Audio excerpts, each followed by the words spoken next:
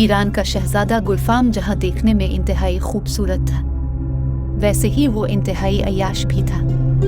वो रोज रात को रक्स सरवर की महफिलें सजाता था और नशे में धत रहता था, और सुबह को जंगल में खड़े होकर 3 मुख्तलिफ समत में तीर फेंकता था। फिर वो तीर जिस भी जगह पर गिरता, वहाँ की खूबसूरत तरीन लड़की को बांदी बनाकर शहजादे के सामने पेश किया जाता था।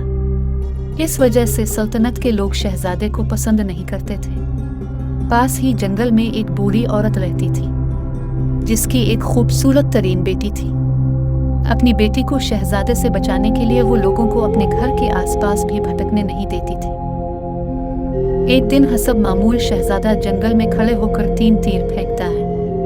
तीनों तीर बूढ़ी औरत के झोंपड़ी के पास गिरते हैं। वजीर शहजादे से कहता है कि तीनों ही तीर बूढ़ी औरत की झोंपड़ी के पास गिरे हैं। अब क्या किया जाए? इतने में एक खूबसूरत लड़की हाथ में बाल्टी लिए जंगल की तरफ जाती है, जिसे देखकर शहजादा खो जाता है और अपने वजीर से पूछता है कि ये कौन है? शहजादे, इससे पहले हमने इस लड़की को नहीं देखा। अगर आप कहे तो इसे आपकी खिदमत में पेश करते हैं। नहीं, रुको, मैं खुद इससे बात करता हूँ। फिर शहजादा इस लड़की के पीछे जाता है और उससे पूछता है कि तुम इस कुएं के पास क्या करने आई हो? पूरे जंगल में इस कुएं का पानी नमकीन है। जब मेरी माँ की तबीयत खराब होती है तो इस कुएं की पानी से वो ठीक हो जाती है, इसलिए मैं यहाँ से पानी लेने आई हूँ।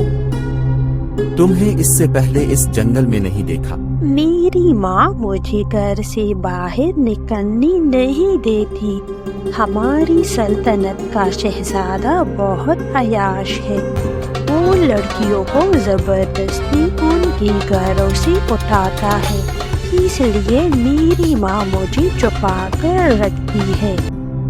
वो अय्याश शहजादा में हूँ। अगर मैं चाहूँ तो तुम्हें अभी इसी वक्त यहाँ से उठवा सकता हूँ। किसी चीज को छीनने और हासिल करने में बहुत फर्क होता है।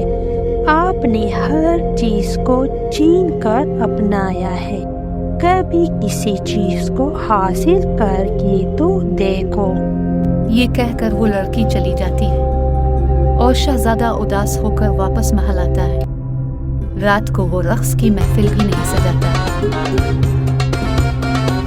फिर सुबह वो घोड़े पर सवार होकर बूढ़ी औरत की झोंपड़ी की तरफ जाता है। वो देखता है कि वो लोग झोंपड़ी छोड़कर चले गए हैं और इस लड़की के बालों में लगा मोर का पर जमीन पर पड़ा हुआ है। शहजादा इसे उठाकर महल में आता है और अपने वजीरों को हुक्म देता है कि इस लड़की को तलाश किया जाए।